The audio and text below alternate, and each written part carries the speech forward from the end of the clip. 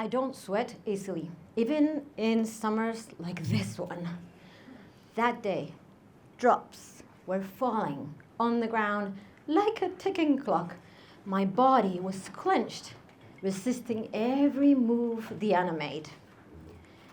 Pain is temporary. Pain is temporary, I shamelessly said out loud, hoping for some mercy. Instead, she drilled into those nuts with a vengeance. And that is how our friendship began. Diana, we were in the early 20s. Diana was this free spirit into yoga and harem pants. And she just had a boyfriend every time we met. I, on the other hand, was climbing the corporate ladder selling heavy-duty drugs. People of the prescription type, don't think badly of me. And I wore heels most of the time, and of course, very much into my stable, long-term relationship. We both lived in Madrid, but 80 kilometers apart. And as time flew by, conversations about patients became conversations about life, about work, about anything, you name it.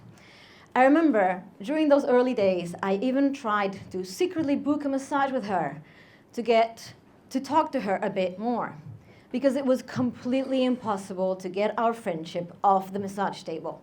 It had just become a monthly interaction at massage after massage. Back then, my boyfriend would say to me, yes, she's great at her job, but Aida, she always has a new boyfriend. She's just not a good influence on you.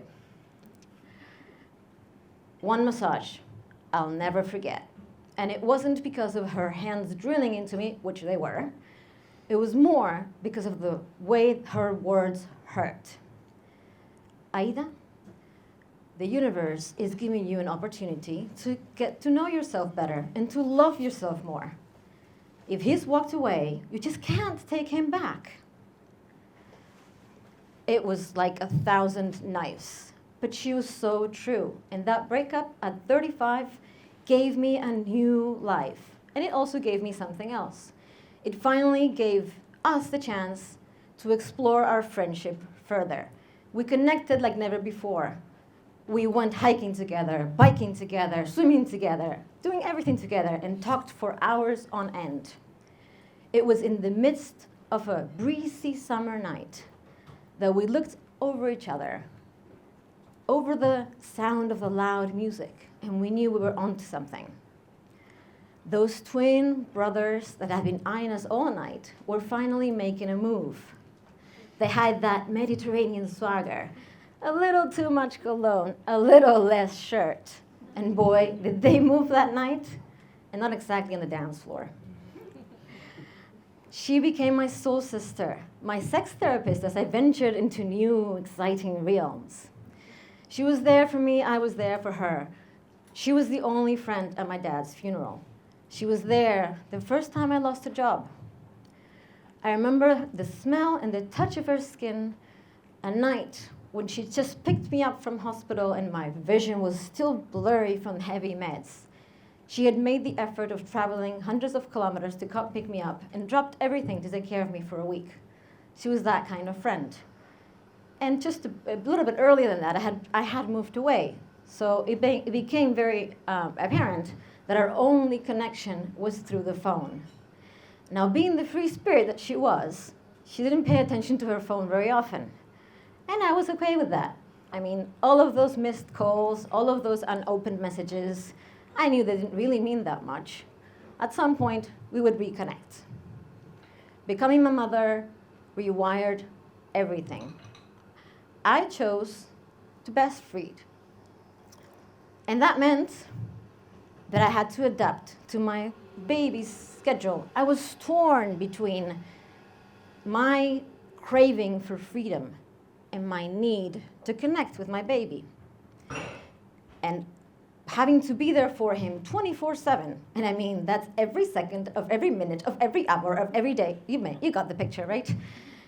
It just meant that I had to be the entire time for him. And those endless nights melted into sleepless days, or whichever order that was. Through it all, funnily enough, Diana stayed away, and I didn't even notice. 2 years passed. Something in her life devastated her. She lost all will to go on, and it was now my turn to travel the distance, go see her, and be there for her. And I took my little 2-year-old with me. Of course, things were not the way they always were. I mean, having a little boy there with us meant that we couldn't talk about everything all the time, and that there was a little kid asking for a bit of attention. And that seemed to clash a little bit with her. So the second time I made that trip, I did it alone. Things got reignited, and our contact, again, became frequent. And now this time, I wasn't there for my baby so many hours a day. I was there for her many, many hours a day. In one of those conversations over the phone, I remember her yelling. I was standing at a cafe, just waiting for my coffee to be delivered. And she was saying something about how I should stand up for her. Oh yeah, she was dating one of my best friends at that point. And she wanted me to pick sides. I was trying to tell her that I couldn't talk, that I had important appointments, that I needed to move on. Suddenly, she hangs up on me. Okay, that moment, I realized, she's done this before. I'm not allowing it again. We, worked through it. Things were back into speaking terms. Again, reigniting all the contact. Last summer, something else shifted. I was sitting on my doorstep, trying to catch the morning breeze. My coffee, it had run cold in one hand. My phone, it was blazing hot in the other. He was very nearby, playing pirate ship with cushions. Mama, mira. Oh, yeah. Looked up, saw him, didn't really. Looked back down. Mamá, deja el móvil. Wow. That night, as I checked my screen time, I was flabbergasted. 7 hours a day. That's a whole working day, people. I was determined to put an end to it. Somehow, I had to keep that phone away from my bedroom. I had to make sure that all notifications were off. And who was there to help me? Yes, Diana. Because in her free spirit, she was modeling digital boundaries. And she had been telling me for years that I had to do the same. She gave me all the tips, told me how to do everything, and was there supporting me all the way. Until I succeeded. Until she stopped understanding. It was during the Dana storm that we all suffered last October.